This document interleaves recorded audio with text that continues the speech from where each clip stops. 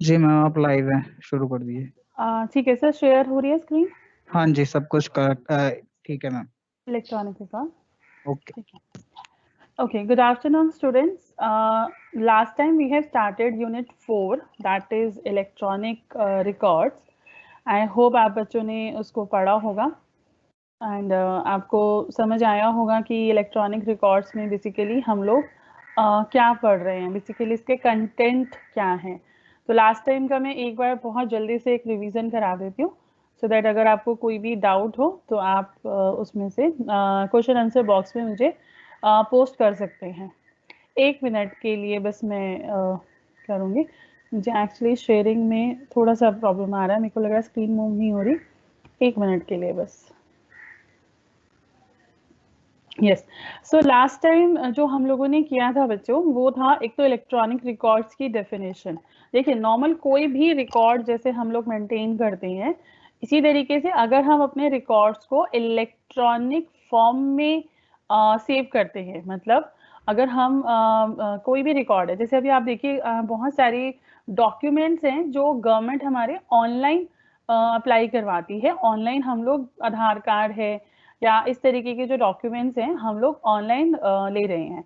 तो इन सब चीज़ों को हम लोग बोलते हैं इलेक्ट्रॉनिक रिकॉर्ड्स। ठीक है, तो यही मैंने आपको लास्ट टाइम समझाया था that electronic record is an information that is recorded by a computer and that is produced or received conduct or completion of an agency or individual activities का example मैंने आपको दिया था, लाइक ईमेल मैसेजेस हैं या word में save documents होते हैं, MS एक्सेल की जो शीट्स होती हैं जो आप बनाते हैं, वो सारी चीज़ों को हम लोग इलेक्ट्रॉनिक रिकॉर्ड्स की डेफिनेशन में इंक्लूड करते हैं। सो मैं फिर से आपको ओवरव्यू दिखाना चाहूंगी बच्चे। लास्ट टाइम हम लोगों ने कवर किया था अथेंटिकेशन ऑफ इलेक्ट्रॉनिक रिकॉर्ड्स। देखिए, जब हम कोई भी रिकॉर्ड होता है बच्चे, उसका अथेंटिकेशन बहुत जरूरी होता है। अथेंटिकेशन का मतलब होता है कि कैसे पता लगेगा कि उसकी अथेंटिसिटी क्या है, कितना जेन्युइन है, कितना वैलिड है वो डॉक्यूमेंट। तो उसके लिए हमने इलेक्ट्रॉनिक फॉर्म में स्पेशली बहुत मुश्किल होती है, क्योंकि स्टैम्प कैसे लगेगा, सिग्नेचर कैसे होगा जब कोई भी डॉक्यूमेंट आपका ऑनलाइन है। तो लास्ट टाइम हम लोगों ने अथेंटिकेशन के बारे में पढ़ा था, जिसके अंडर हमने सब हेडिंग पढ़ी थी legal recognition of electronic records, legal recognition of digital signatures, application and usage of electronic records and digital signatures in government and its agency। देखिए, कुछ टॉपिक मैंने इसमें कवर कर लिया था एंड कुछ मैं आज करने वाली हूँ। आई होप आपको समझ आया होगा। जिन बच्चों ने लास्ट क्लास नहीं भी ली होगी, सो वो लोग देख सकते हैं कि हमने लास्ट क्लास में क्या क्या कवर किया था। This is your second last unit, that is unit 4। Total 5 units हैं। मैं हर लेक्चर के एंड पे जो बच्चे कुछ लेक्चर्स अटेंड नहीं कर पाए हैं उनके लिए हर बार सिलेबस शेयर करती हूँ, सिलेबस दिखा रही हूँ। सिलेबस आपकी SOL की वेबसाइट पर अवेलेबल है, आपके डैशबोर्ड्स पर आपको अवेलेबल रहता है इंफॉर्मेशन बच्चे। अदरवाइज आप सर्च कर सकते हैं, DU की वेबसाइट पे जाके भी देख सकते हैं। सिलेबस आपको क्लियर है। 5 units are there in this subject. This is your cyber law, cyber crime subject. So यहाँ पर 5 यूनिट्स हैं, हम लोग 4th यूनिट पर हैं एंड जो नेक्स्ट क्लासेस होंगी वो हम 5th यूनिट कवर करेंगे, बिकॉज 5th यूनिट में काफ़ी सारा इम्पॉर्टेंट मटेरियल भी है, थोड़ा सा लेंथी रहेगा। तो 2 से 3 क्लासेस हम लोगों की 5th यूनिट के लिए रहेंगी। सो ये हमने लास्ट टाइम पढ़ा था बच्चे, अथेंटिकेशन ऑफ इलेक्ट्रॉनिक रिकॉर्ड्स कैसे करते हैं, क्या होता है, किस तरीके से आप अथेंटिसिटी चेक करी जाती है, वैलिडिटी चेक की जा सकती है। हम किसी डॉक्यूमेंट को, ऑनलाइन डॉक्यूमेंट को, इलेक्ट्रॉनिक डॉक्यूमेंट को किस तरीके से अथेंटिक बना सकते हैं, तो ये हम लोगों ने लास्ट क्लास में पढ़ा था। आई होप आप बच्चे देख पा रहे होंगे। सो ये हमारा लास्ट टाइम का टॉपिक था। नाउ ये था legal recognition of electronic records, कि हम लोग किस तरीके से बोलेंगे कि जो इलेक्ट्रॉनिक रिकॉर्ड्स हैं they are totally legally recognised. देखिए लीगली रिकॉग्नाइज्ड आप टर्म समझते होंगे बच्चे। लीगली रिकॉग्नाइज्ड होने का मतलब है कि लॉ की नजरों में उसकी वैल्यू, उसका उसको मानना लॉ की नजरों में। देखिए जैसे कोई भी एग्रीमेंट है, आप बच्चों ने बिजनेस लॉ पढ़ा है, आपको पता है कोई भी एग्रीमेंट होगा तो वो तब तक लीगली रिकॉग्नाइज नहीं माना जाएगा जब तक वो प्रॉपर सारी जो भी इसके कंटेंट होते हैं वो पूरे नहीं होंगे। दो पार्टीज का होना चाहिए जरूरी, कंसेंट होना चाहिए, कंसिडरेशन होना चाहिए, स्टैम्प वगैरह जो भी फॉर्मेलिटीज डिमांड करी जाती हैं बाय आवर लॉ, तो वो पूरा होना चाहिए। तो इसी तरीके से जब हम इलेक्ट्रॉनिक रिकॉर्ड्स की बात करते हैं, हम लोग कोई भी डॉक्यूमेंट इलेक्ट्रॉनिक फॉर्म में मेंटेन कर रहे हैं, तो वो लीगली रिकॉग्नाइज कैसे होगा, मतलब आप कैसे जान पाएंगे कि वो लीगल है, उसकी लॉ में वैल्यू है, लॉ की नजरों में उसकी वैल्यू है। तो ये कॉन्सेप्ट भी मैंने आपको फंक्शनल इक्विवेलेंट अप्रोच के थ्रू समझाया था। सो आई होप, अगर डाउट हो तो प्लीज आप क्वेश्चन आंसर सेक्शन में पोस्ट कीजिएगा। मैं 5 मिनट के बाद एक बार क्वेश्चन आंसर सेक्शन चेक करूंगी बच्चे। अगर आपका कोई भी डाउट होगा तो पहले मैं बोलूंगी, then I will continue with my today's lecture. So देखिए बच्चे, ये भी मैंने आपको समझाया था कि सेंट्रल गवर्नमेंट की क्या क्या पावर्स हैं with respect to making the rules for digital signature. Digital signatures आप बच्चे जानते हैं, हमने पहले भी डिस्कस किया हुआ है। डिजिटल, जब आप इलेक्ट्रॉनिक फॉर्म में कोई भी रिकॉर्ड मेंटेन कर रहे हैं तो हाउ यू सिग्नेचर इट, कैसे सिग्नेचर होगा उसके ऊपर, तो वो डिजिटल सिग्नेचर्स की टर्म में सेंट्रल गवर्नमेंट की क्या क्या पावर्स हैं, सेंट्रल गवर्नमेंट किस तरीके से रूल्स बनाती है in respect of digital signature. तो ये फंक्शन इक्विवेलेंट अप्रोच थी जो मैंने डिस्कस की थी। देखिए बच्चे, मैं बार बार आपको एक चीज बताती रहती हूँ कि ये जो मेरा पीपीटी है आप मैं शेयर करती हूँ जब भी मैं क्वेश्चन आंसर लेती हूँ तो मैं शेयर करती हूँ। बट अगर आपको इन एनी केस नहीं भी दिख रहा है, अगर आपको कोई भी प्रॉब्लम आ रही है, कोई नहीं मिल रहा है, तो आप SOL की वेबसाइट पे ये मटेरियल एज इट इज आपको अवेलेबल होता है। आप CVCS के लिंक में जाके देख सकते हैं, PDF फॉर्म में ये है। लास्ट टाइम की क्लास में मैंने PDF भी इसका दिखाया था, वो PDF मैंने आपको बोला था कि SOL की वेबसाइट पे एज इट इज अवेलेबल है, तो आप आराम से जाके अपने डैशबोर्ड के थ्रू और वेबसाइट के थ्रू उसको चेक कर सकते हैं।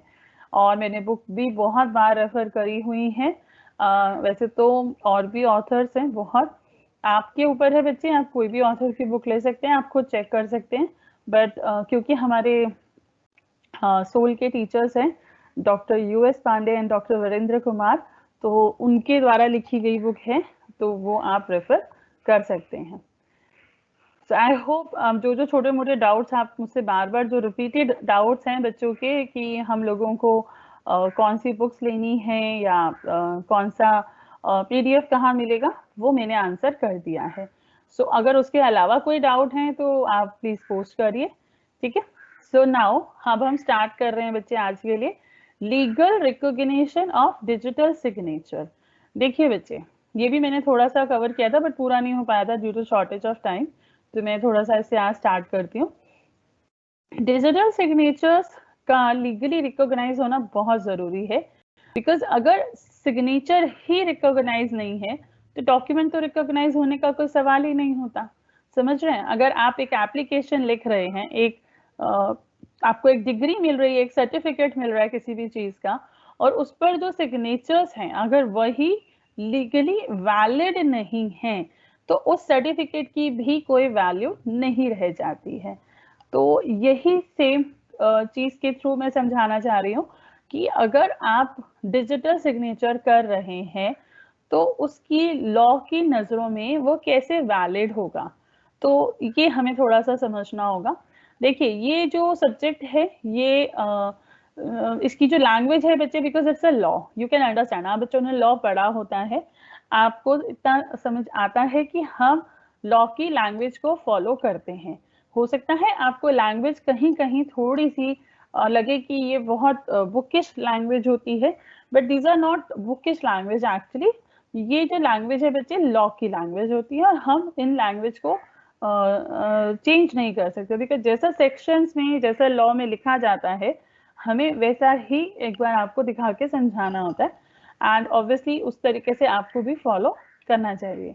So section 5 of ITA Act, Absolute Information Technology Act 2000, जो functional equivalent approach को define कर रहा है, that it is based on the recognition of the functions of a signature in a paper-based environment. जो section 5 है हमारा ITA का information technology act का, वो हमें फंक्शनल इक्विवेलेंट अप्रोच को डिफाइन करता है, that this approach basically is based on the recognition of the functions of a signature. जिस तरीके से अगर आप एक पेपर पे, मतलब कि हार्ड कॉपी जिसे हम कहते हैं, सॉफ्ट कॉपी जैसे हम कहते हैं, तो अगर आप एक हार्ड कॉपी पे सिग्नेचर्स करते हैं उसको रिकॉग्नाइज माना जाता है, तो उसी तरीके से हम लोग जो डिजिटल सिग्नेचर हैं जो कि सॉफ्ट कॉपी पे मतलब कि ऑनलाइन डॉक्यूमेंट्स पे होते हैं, उसे भी हम रिकॉग्नाइज मानते हैं। सो ये जो पूरा मटेरियल है वो बेसिकली सेक्शन 5 में डिस्कस हुआ है।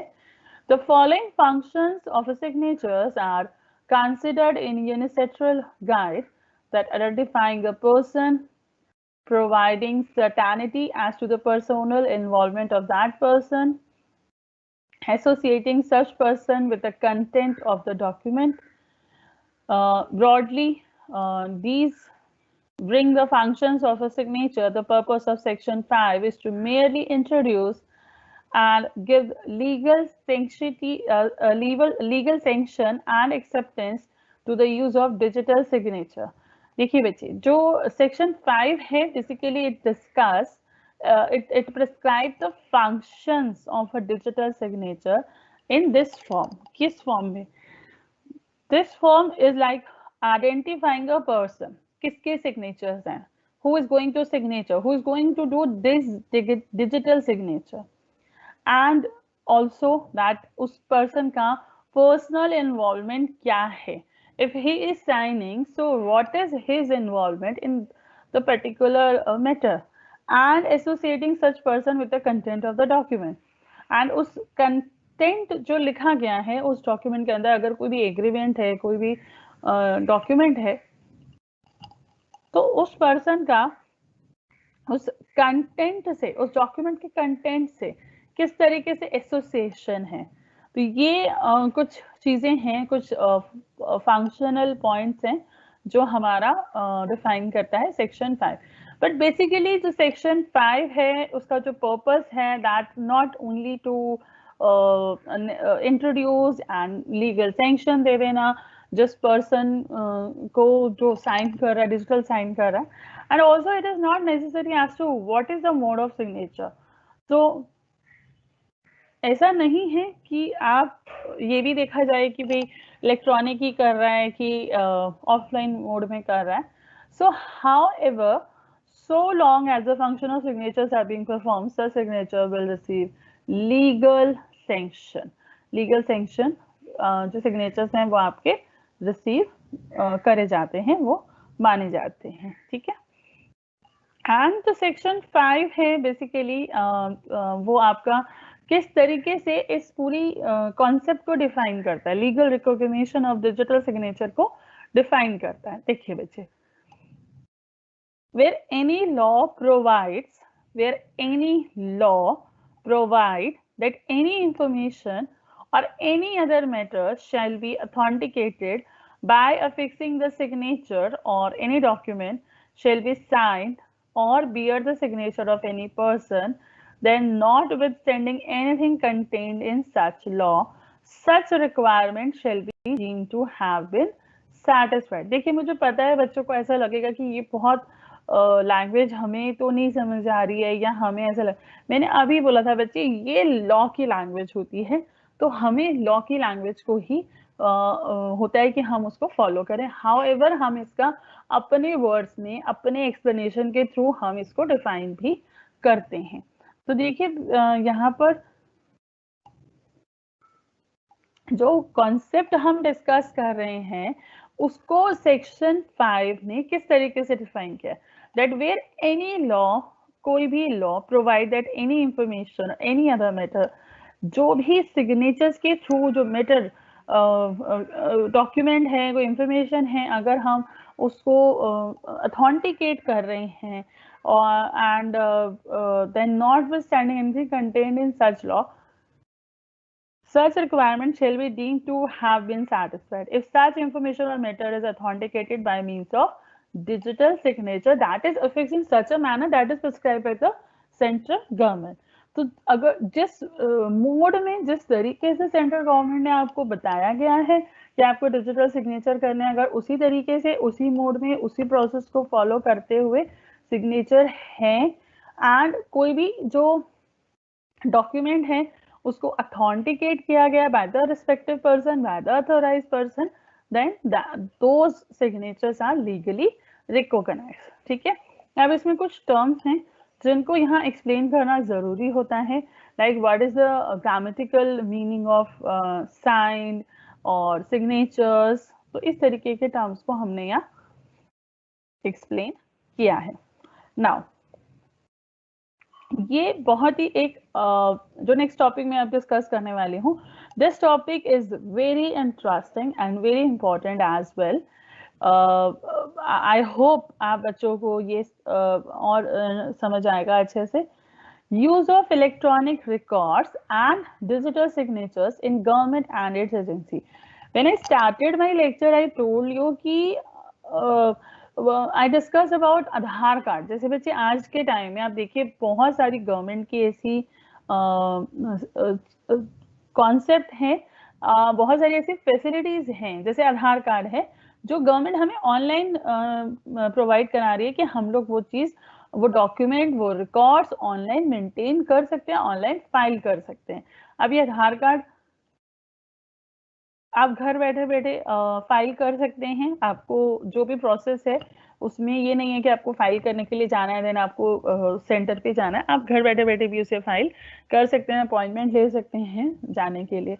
और भी ऐसे बहुत सारे पासपोर्ट हैं, अगर आपको कोई टैक्स फाइल करना है, बहुत सारी ऐसी सर्विसेज हैं जो गवर्नमेंट हमें प्रोवाइड करा रही है through the online media. And specially अब तो जो ये प्रॉब्लम रही है जो ड्यूरिंग दिस पेंडेमिक, एक्चुअली ये सिचुएशन और ज्यादा जो है यूजफुल हम लोगों के लिए हो गई है, that we can file our documents, we can we can avail these services, government services online। ठीक है, सो अब यहाँ हम इसको डिस्कस करते हैं। इसके ऊपर एक क्वेश्चन बन सकता है बच्चे यहाँ पर कि जो भी इलेक्ट्रॉनिक रिकॉर्ड्स हैं या जो भी हैं वो किस तरह से गवर्नमेंट एंड देयर एजेंसीज जो होती हैं, गवर्नमेंट की एजेंसीज होती हैं, उनमें हम देखते हैं, उनमें हम यूज करते हैं। सो सेक्शन 6, अभी last time we have discussed with the section 5, now section 6, the next section lays down the foundation for electronic governance। बहुत अच्छा वर्ड है electronic governance. The section mean to, अभी मैं बताऊंगी बच्चे क्या मीनिंग है, पहले एक बार सेक्शन डिस्कस कर लो। The section mean to facilitate the electronic filing of documents with the government agencies, with the government and its agencies, and to promote efficient delivery of government service by means of reliable electronic records। देखिए बच्चे, ये जो basically section है, section 6, ये help करता है कि आपको ये फैसिलिटी देता है that you can file your electronic, that you can file your documents, your form etcetera with the government agency online, and to promote efficient delivery of government service by means of reliable electronic record। It provides for use of electronic records and digital signatures in government functioning। ठीक है, तो basically अगर आपको question आता है या section 6 के बारे में आपसे पूछा जाता है, so you can tell that section 6 basically help us to filing, electronically filing the documents with the government agencies। ठीक है बच्चे, now section 6 हमारा डील कर रहा है, एंड इसमें और क्या क्या लिखा गया है, that where any law provide for the filing of any form, application or any other document with any office, authority, body, or agency owned or controlled by the appropriate government in a particular manner. Or this is the first point only. Now the second point, the issue or grant of any license, permit, sanction or approval by whatever name called in a particular manner. देखिए बच्चे, कोई भी form, कोई भी application, कोई भी document किसी भी अथॉरिटी, जैसे अगर आपको लाइसेंस बनवाना है, आपको आधार कार्ड चाहिए, आपको बर्थ सर्टिफिकेट चाहिए, आपको गवर्नमेंट से बहुत सारे ऐसे चीज़ें होती हैं जो हमें गवर्नमेंट डॉक्यूमेंट्स की रिक्वायरमेंट होती है, और हमें किसी पर्टिकुलर अथॉरिटी, किसी पर्टिकुलर एजेंसी जो कि गवर्नमेंट कंट्रोल करती है उससे चाहिए, या हमें किसी भी तरीके का we need any kind of licence, permit, sanction, approval, तो फिर हमें इलेक्ट्रॉनिक जो फॉर्म है उसे हम फॉलो कर रहे हैं. एंड द रिसिप्ट और payment of money in a particular manner and such according to the law, and such requirement shall be deemed to have been satisfied if such filing, issue, grant, receipt or payment is effected by means of such electronic form as prescribed by the appropriate government. ठीक है बच्चे? So I hope आपको समझ आया होगा section 6 में जो 3 points दिए गए हैं वो क्या डिफाइन कर रहे हैं. ना हम लोग एक वर्ड यूज कर रहे हैं, appropriate government. What is the meaning of that? Appropriate government. बताइए बच्चे, अगर किसी को आइडिया है, तब तक मैं आपके क्वेश्चन आंसर सेक्शन को एक बार देख लेती हूँ, सो दैट अगर किसी को कोई डाउट हो तो मुझे बता दे.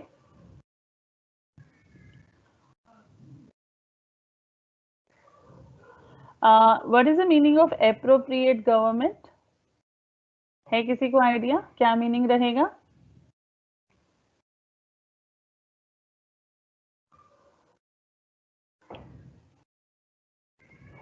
Appropriate government. देखिए, जिन बच्चों ने पहले लेक्चर्स अटेंड नहीं किए हैं उन्हें नोट्स के लिए मैंने पहले ही बता दिया है. आप SOL की वेबसाइट पे जाके CBCS का जो लिंक है उसमें क्लिक करिए. आपको आपके कंसर्न्ड कोर्स के अंदर हर सब्जेक्ट का सिलेबस मिल जाएगा, syllabus and the material also. And okay, ठीक है, मैं भेज दूंगी. मैंने सारी क्लासेस ली हैं बच्चे. Yes, I have taken my classes on the respective date. जो भी स्केड्यूल है, I don't know about the क्या रहा आपका.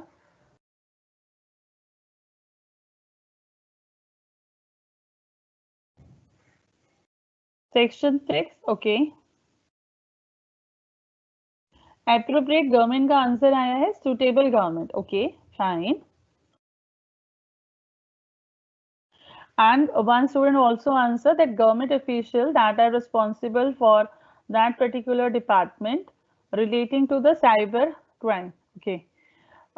दोनों ही आंसर आपके बिल्कुल बच्चे ठीक हैं, बिल्कुल ठीक आप बता रहे हैं.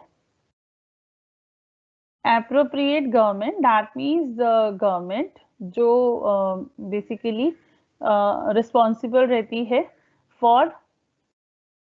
1 मिनट के लिए बच्चे, मुझे मेरी 1 मिनट के लिए स्लाइड्स रुकी हैं, 1 मिनट के अंदर मैं शेयर कर रही हूँ. Yes,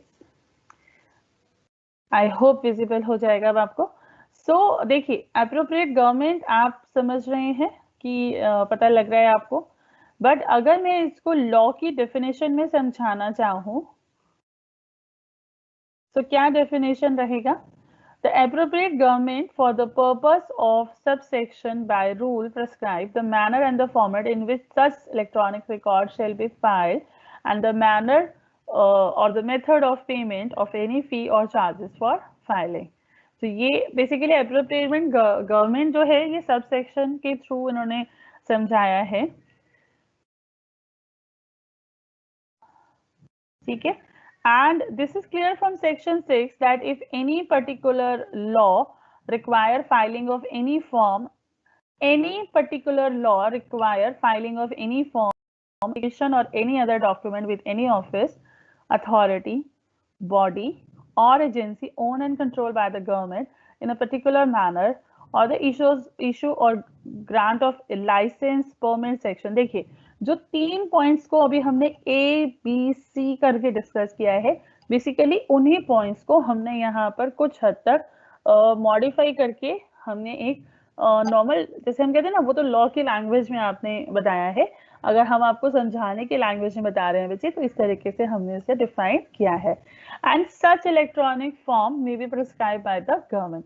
the appropriate government under section has been given the power to make the rules to prescribe the manner and format in which such record shall be filed.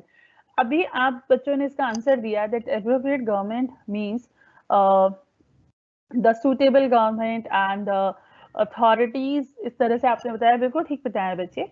The appropriate government means the government who has given the power to make rules to for prescribing the format and the manner in such record file। देखिए suppose करिए कि अगर मुझे दिल्ली के अंदर कोई काम कराना है, दिल्ली गवर्नमेंट के अंडर में वो अथॉरिटी आती है, सो एप्रोप्रिएट गवर्नमेंट होगा दिल्ली गवर्नमेंट, ना कि पंजाब गवर्नमेंट या हरियाणा गवर्नमेंट। समझ रहे हैं बच्चे? सो किस गवर्नमेंट को पावर दी गई है, सो दैट वो गवर्नमेंट आपको प्रिस्क्राइब करती है वो रूल्स, वो regulation.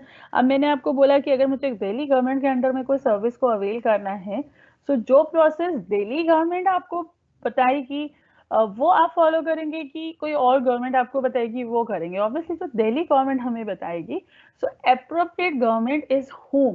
The appropriate government is that particular government who has given the authority to make the rules for filing such electronic records। ठीक है ना बच्चे? तो ये हम लोगों का डेफिनेशन रहेगा। सो एक एग्जाम्पल जैसे हम यहाँ लिए कि therefore any application for a document, say a land record, if made in a prescribed form in electronic form to the Revenue and Land Recording Department, it would be legally valid under section 6 or a grant of certificate of registration। दो example हमने यहाँ लिए हैं कि अगर आपको कोई भी लैंड रिकॉर्ड मेंटेन करना है, लैंड रिकॉर्ड के रिगार्डिंग कोई भी कंप्लेंट फाइल करनी है,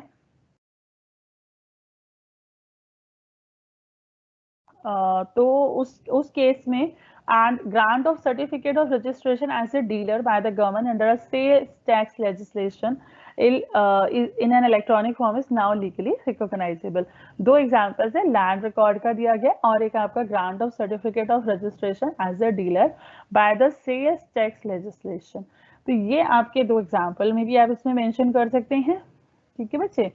एंड इसमें फिर से सेक्शन 6A, 6 क्योंकि you know that there are various sub sections under the section, तो 6A को डिफाइन किया गया that what is contained in section 6A appropriate government, और थोड़ा सा यहाँ डेफिनेशन है, प्लीज इसको एक बार नोट से रीड आउट करिएगा बच्चे। एंड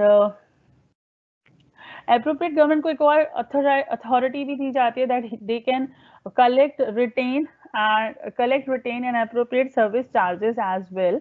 जो भी उनके obviously when somebody is giving you service, so they charge some charges from you, so जो charges government के होंगे for the particular service, like if for example I'm saying मुझे आधार कार्ड बनवाना है या मुझे कोई सर्टिफिकेट बनवाना through the government, so obviously I have to pay some charges for that, so these are known as the service charges।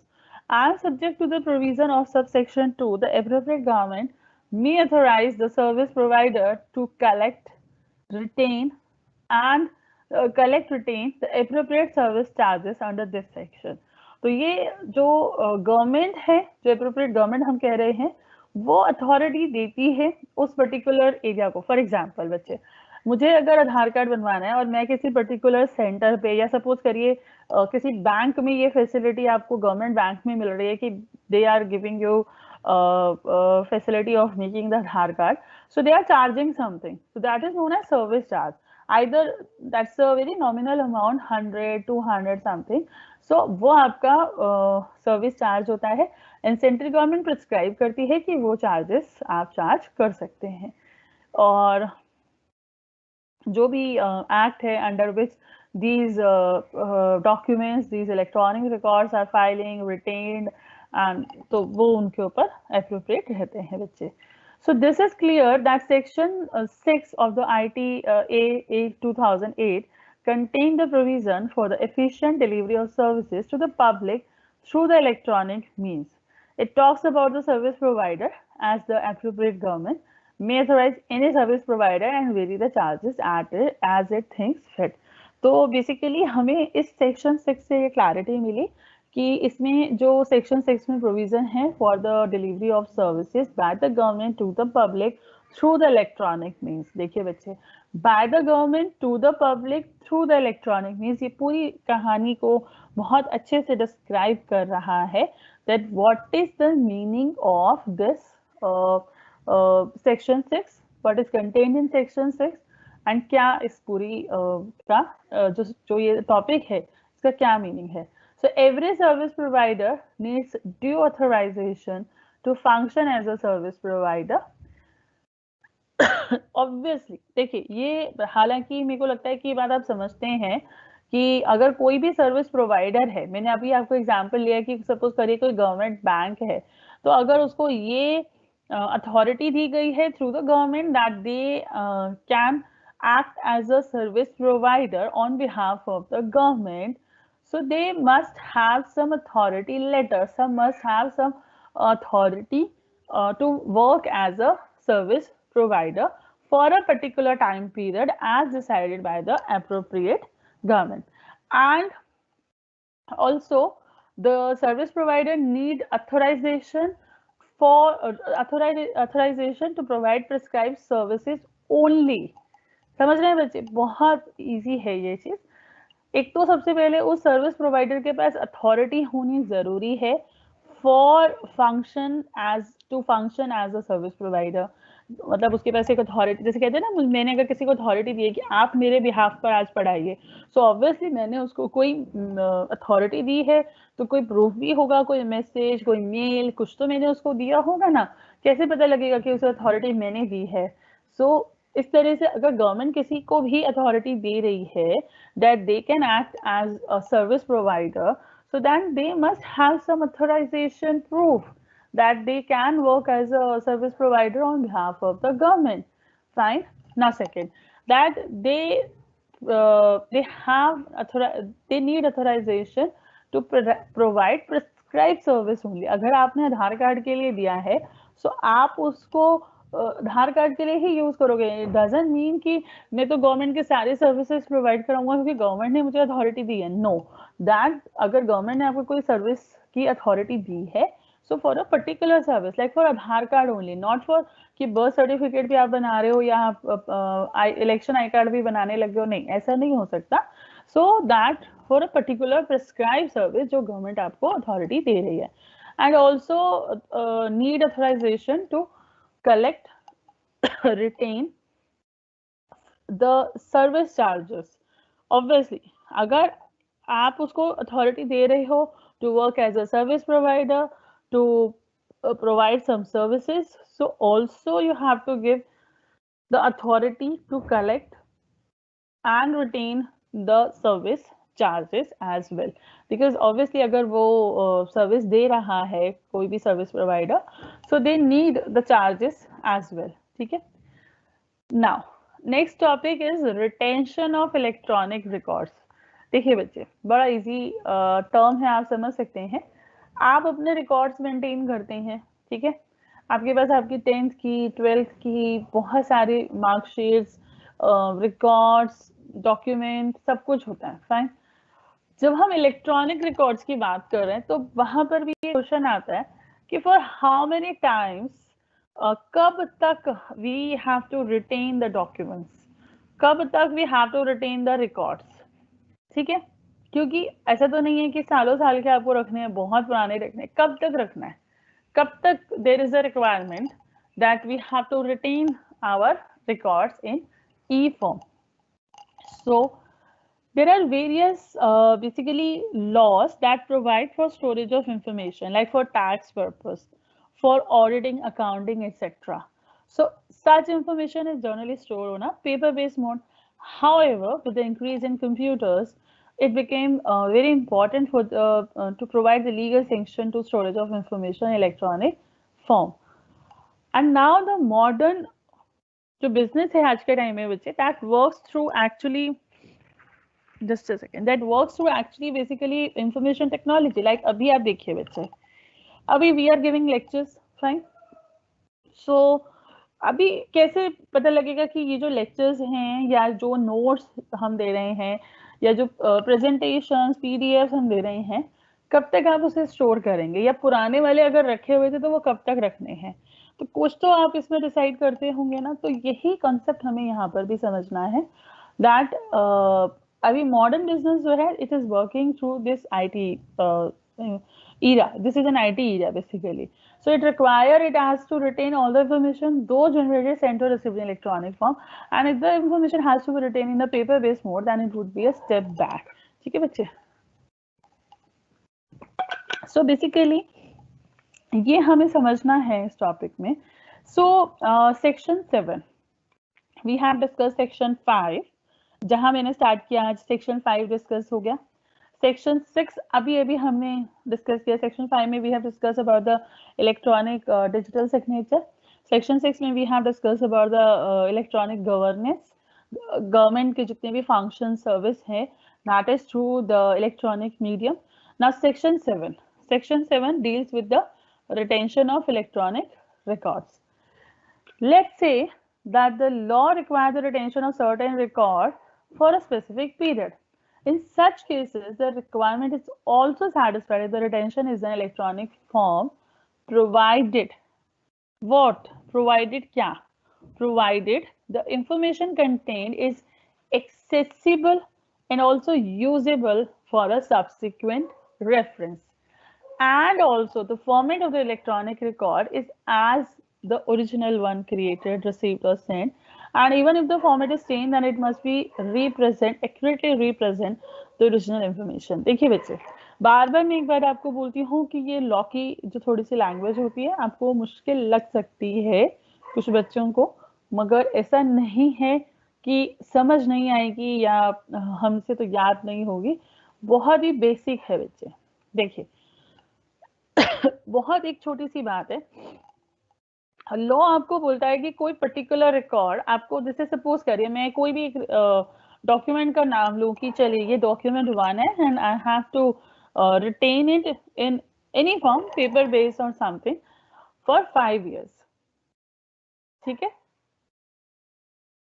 अगर आप उसको इलेक्ट्रॉनिक फॉर्म में सेव कर रहे हैं, सो अगर आप उसको 5 years तक रख रहे हैं एंड आफ्टर दैट भी रख रहे हैं, सो बेसिकली लॉ ये कहता है that you have to retain the document in any form, जो भी इलेक्ट्रॉनिक फॉर्म में रख रहे हैं, but that must be accessible and usable for a subsequent reference. Accessible होना चाहिए, यूजेबल होना चाहिए. ऐसा नहीं है कि आप उसे एक्सेस नहीं कर पा रहे हैं या आपके लिए वो यूज नहीं है, ओपन नहीं हो रहा है, पढ़ नहीं पा रहे हैं, इस तरीके का कुछ नहीं होना चाहिए. And also the format of the electronic record जो है that is as same as the original one created.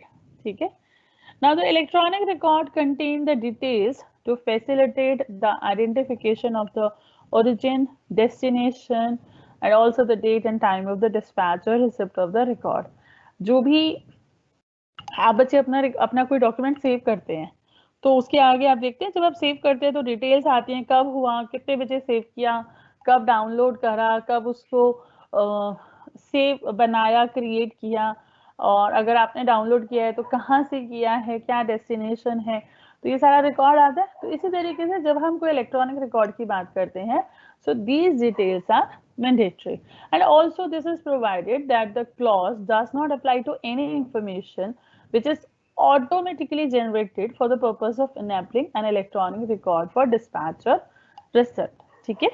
And nothing in this section apply to any law which expressly provide for retention of record electronically. ऐसा भी नहीं है कि हर जगह मतलब हम इसको बोलें कि ऐसा ही फॉलो करना है, डिपेंड्स कि आप कौन सा रख सकते हैं. ठीक है.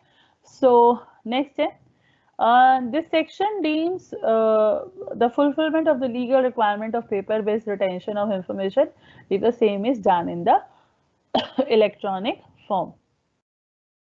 However, this section does not apply to any information which is automatically generated solely for the purpose of enabling an electronic record to be dispatched or received. देखिए बच्चे, ये फर्दर उसकी और चीजों को एक्सप्लेन कर रहा है कि ये जो सेक्शन है basically it deems to fulfill the legal requirement of the paper based information, and however this section does not apply to any information which is automatically generated for the purpose of enabling an electronic record to be dispatched or received. And moreover, this section does not apply to any law that expressly provide for the retention of document. Now further इसमें और भी बहुत सारी आप देख सकते हैं कि चीज़ों को यहाँ कवर किया गया है एंड ये सारी इंफॉर्मेशन भी मैं डिस्कस कर चुकी हूँ. सो नाउ एक सेक्शन और है हमारे पास, सेक्शन 67.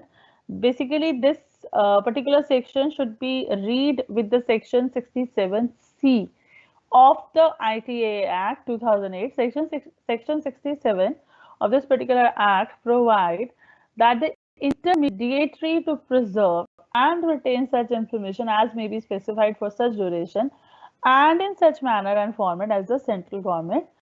हम सेक्शन 7 पढ़ रहे थे, and format as the central government prescribe. देखिए बेटे, अलग अलग सेक्शंस में इसके बारे में थोड़ा थोड़ा, जैसे सेक्शन 67 है वहां भी मैं डिस्कस कर चुकी हूँ.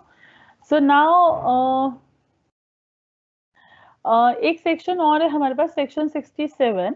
Basically this particular section should be read with the section 67C of the ITA Act 2008. Section 67 of this particular act provide that the intermediary to preserve and retain such information as may be specified for such duration and in such manner and format as the central government prescribe. देखिए बेटे, अलग अलग sections में इसके बारे में थोड़ा थोड़ा, जैसे सेक्शन 67 है वहां भी इसके बारे में, रिटेंशन के बारे में थोड़ा सा डिस्कस हुआ है. एंड अगर एक और इसमें बहुत इंपॉर्टेंट बात है जो मैं 1 मिनट के लिए पहले वो डिस्कस करना चाहूंगी, सेक्शन 7A.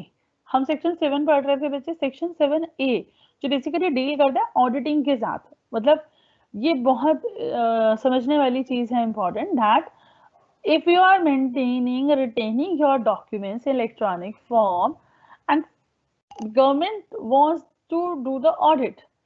Audit समझते होंगे बच्चे, ठीक है? ऑडिटिंग होता है ना, आप बच्चों का सब्जेक्ट भी है ऑडिट, आगे जाके ऑडिटिंग होता है. सो ऑडिट होता है बेसिकली क्रॉस चेक करना आपके डॉक्यूमेंट, आपके जो अकाउंट्स होते हैं, जितने भी आप इंफॉर्मेशन फाइनेंशियल शो करते हैं उनको with the help of the evidences, the supporting vouchers, ठीक है, उनकी हेल्प से आप उनको क्रॉस चेक करते हैं. सो ये गवर्नमेंट के अंडर में आती है. So audit of documents electronic form where in any law for the time being in force there is a provision for audit of documents, information, records, and that provision should also be applicable for audit of documents those who are maintaining in electronic manner. समझ में कि नहीं बच्चे? Section 7A deal कर रहा है इस, मतलब ऑब्वियसली रिटेंशन तो समझा ही रहा है, बट ऑब्वियसली ये भी बता रहा है कि if you want to audit the documents which are maintain in electronic form, then how will you do that? किस तरीके से आप करेंगे, ठीक है, किस तरीके से आप करेंगे, वो सारी चीजों को भी यहाँ पर हम डिस्कस कर रहे हैं. सो वेर इन, ये तो मैंने आपको समझा ही दिया, ठीक है. And it should be noted basically section 7A is a step further towards creating functional equivalence. अभी हमने लास्ट क्लास में भी डिस्कस किया था, एक दो बच्चों का क्वेरी है, मैं लूंगी इसको कि दोबारा से एक बार समझाऊंगी फंक्शनल इक्विवेलेंस को. It basically articulates that where in any law for the time being in force there is a provision for audit of documents, records or information that provides that provision shall also be applicable for audit of documents etc. ठीक है. So basically functional equivalence का एक step further हो जाता है. Now this is our last topic in this particular unit, intermediaries and their liabilities. जब हम बात कर रहे हैं कि जो इंटरमीडिएटरीज हैं, अभी हमने बोला कि जो गवर्नमेंट है वो सर्विस प्रोवाइड करवाती है to the public through some service provider. So they are known as intermediaries. And what are their liabilities? उनके बारे में हमें थोड़ा सा यहाँ डिस्कस करना है. Government all over the world increasing the press intermediaries to block their user undesirable internet content privacy violation. ठीक है. So ये एक छोटा सा हम लोगों का यहाँ पर कॉन्सेप्ट है, बहुत डिटेल में नहीं है, तो इसलिए मैंने उसे बहुत डिटेल में नहीं लिया. Now attribution, acknowledgement and dispatch of electronic record. Attribution, three terms are there basically: attribution, acknowledgement and dispatch. ITI deal with the attribution, receipt and dispatch of electronic record. Section 11. Section लिखने बहुत जरूरी है, आपको पता है law के paper में आपको इसके अलग से मार्क्स मिल जाते हैं. आपके पूरे आंसर का जो स्कोर होता है उसमें सेक्शन लिखने के भी मार्क्स इंक्लूड होते हैं. सो प्लीज सेक्शन जरूर मेंशन करिए बच्चे. Section 11 lays down how an electronic record is to be attributed to the person who originated it. अब attribution क्या है ये नहीं समझ आएगा. देखिए इसका definition, इसका meaning मैंने लिखा है. It means to consider it to be written or made by someone. मतलब इसका ये है कि किसने बनाया है, किसने जनरेट किया है, किसने लिखा है इसको, ये attribution basically रहता है. जब हम हाथ से कुछ लिख रहे हैं तो आप बोलते हैं आप हैंड राइटिंग मैच करा सकते हैं. But when something is online, how will you know that कि ये पर्टिकुलर कंटेंट किसने लिखा है, किसका ओरिजिनल काम है, ये कैसे पता लगेगा. So section 12 provides for the manner in which acknowledgement, अब attribution समझा, अब acknowledgement section 12 में है. That section 12 provide for the manner in which acknowledgement of receipt of an electronic record by various modes shall be made. ठीक है. Whereas section 13 deal with the dispatch and receipt of electronic record sent by the originator. ठीक है. So generally an electronic record is to be deemed to be dispatched at the place where the originator has his place of residence. अगर मैं यहाँ हूँ तो मैं यहाँ से अपना डॉक्यूमेंट बना के आपको भेज रही हूँ, तो मैं अगर ओरिजिनेटर हूँ, I am the originator which is discussed in attribution, which is attribution basically. So वहां पर जो dispatch हो रहा है that is the place of my business. dispatch वहीं से होगा. So basically section 11 क्या बोलता है बच्चे? section 11 attribution को जो डिस्कस करता है, that electronic record shall be attributed to the originator if it was sent by the originator himself and by a person who had the authority to act on behalf of the originator in respect of that electronic record.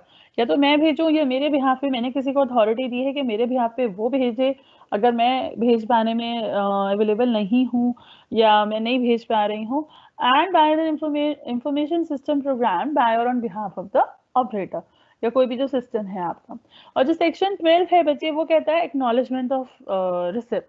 But the originator has not stipulated that the acknowledgement of receipt of electronic record be given in a particular form or by a particular method. An acknowledgement may be given by any communication by the addressee, by automated or otherwise, or any conduct of the addressee sufficient to indicate to the originator. So ये section 12 जो है ये discuss कर रहा है आपका acknowledgement को. acknowledgement receipt मिलती है ना, acknowledge करना कि हाँ मैं acknowledge करता हूँ कि I know that this is a person. ठीक है ना.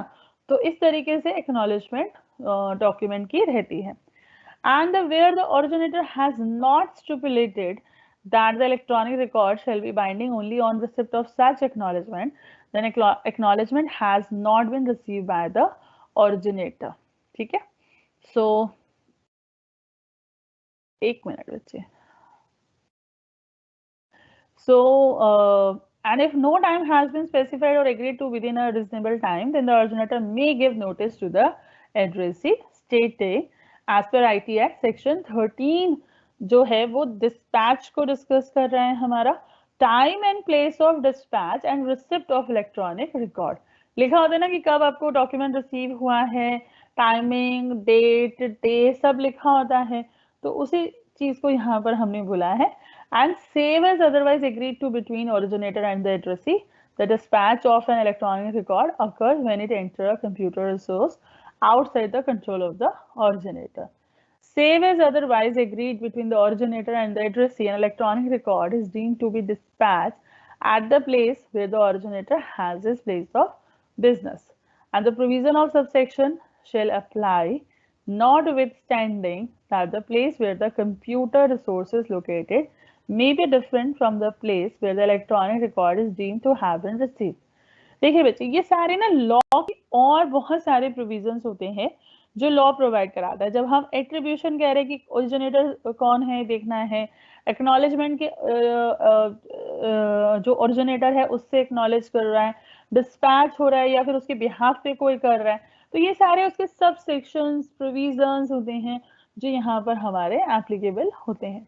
And for the purpose of this section, if the originator or the addressee has more than one place of business, the principal place of business shall be the place of business जो माना जाएगा।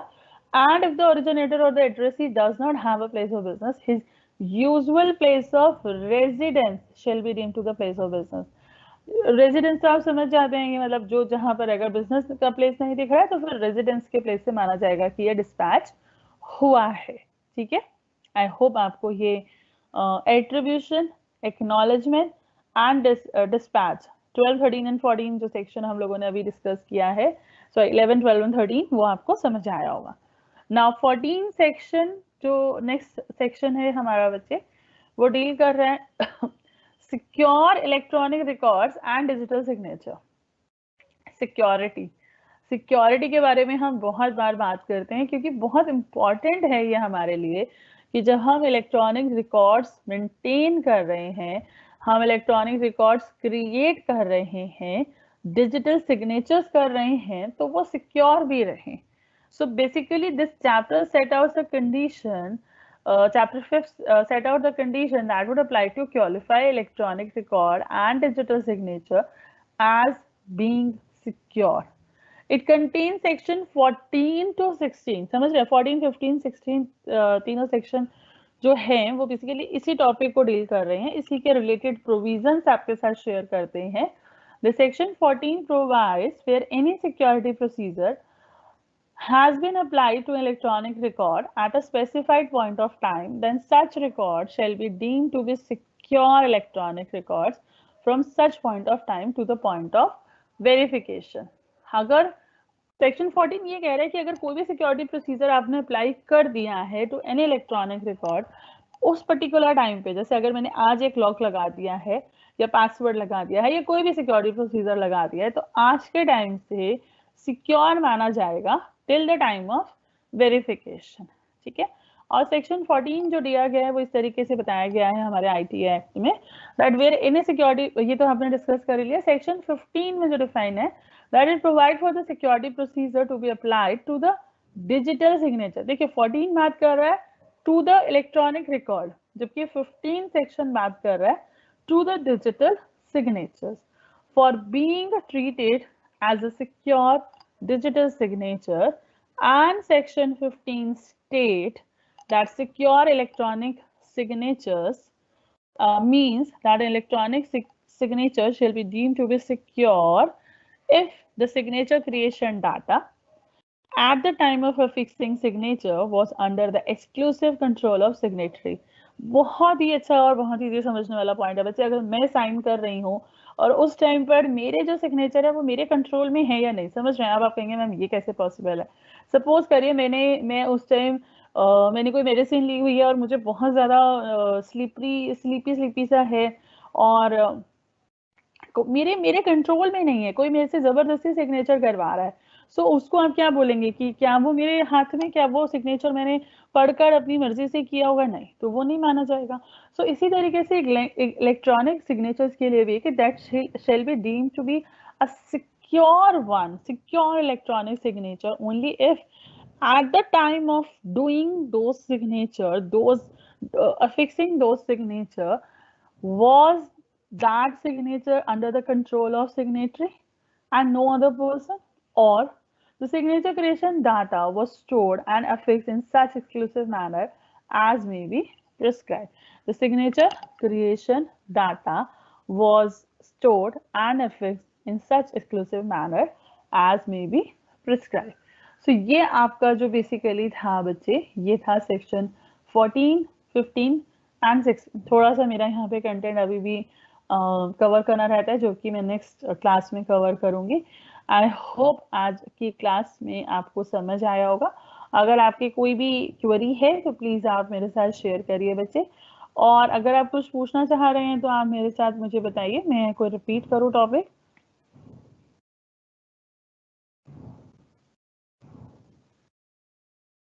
Okay, बच्चे मैंने last time भी share किया था, class का जो भी पूरा कंटेंट है मैंने शेयर किया था, मैंने आपको दिखाया भी था। आई डोंट नो कि आप बच्चों ने क्लास, सारे बच्चों ने अटेंड करी है या नहीं करी है,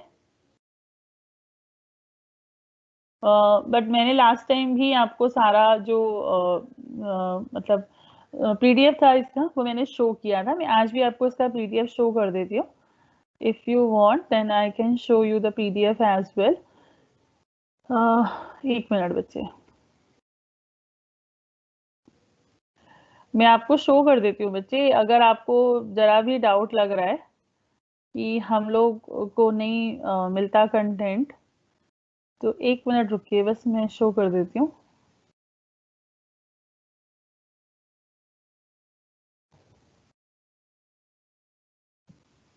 देखिए ये आपका सिलेबस है, मैं बार बार आपके साथ सिलेबस भी शेयर कर रही हूँ।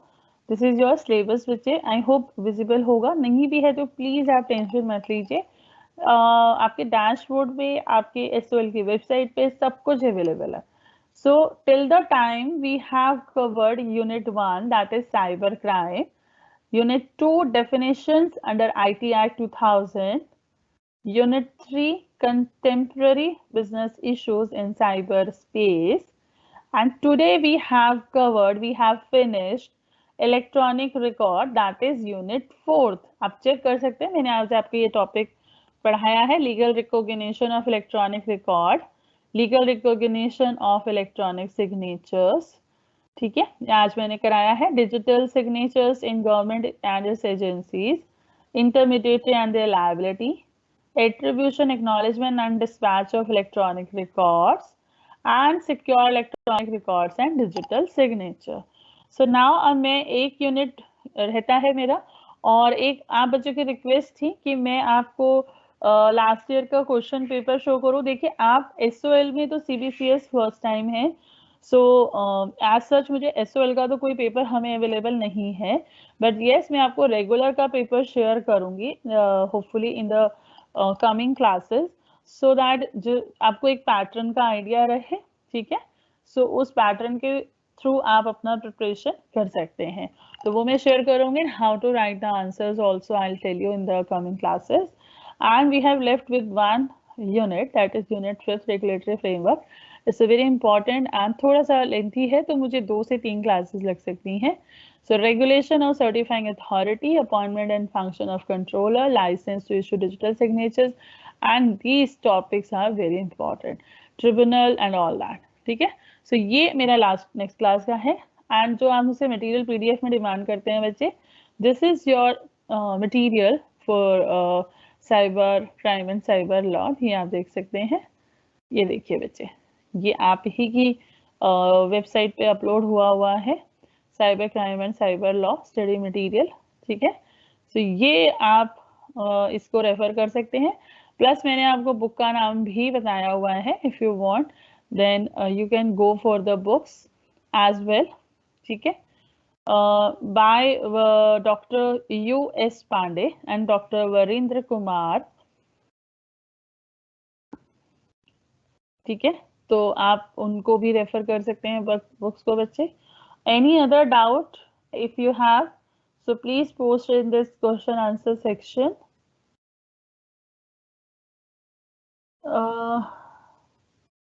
देखिए मार्क्स एज सच में नहीं लिखने पर, सेक्शन नहीं लिखने पर आपके मार्क्स कटेंगे।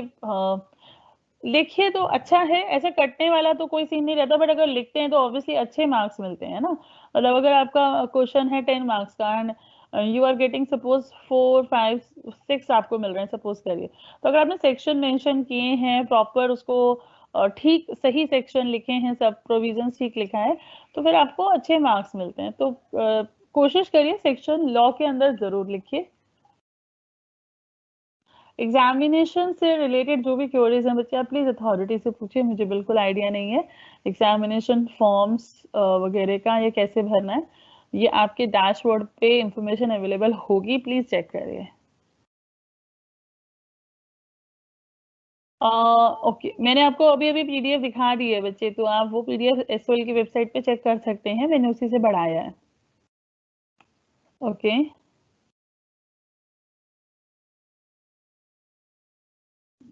यस, एनी अदर डाउट बच्चे?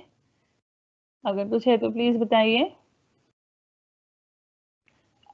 ठीक है, आई होप आपको सेशन आज का समझ आया है, कोई डाउट आपको नहीं होगा। So thank you so much बच्चे। अगर फिर भी कुछ हो तो आप मुझे बता सकते हैं नेक्स्ट क्लास में, जो आपकी होगी on I think 2 December. So please आप अपनी जो भी डाउट्स हैं आप वो अपना नेक्स्ट क्लास में मुझे पोस्ट कर सकते हैं। So thank you very much, thank you बच्चे।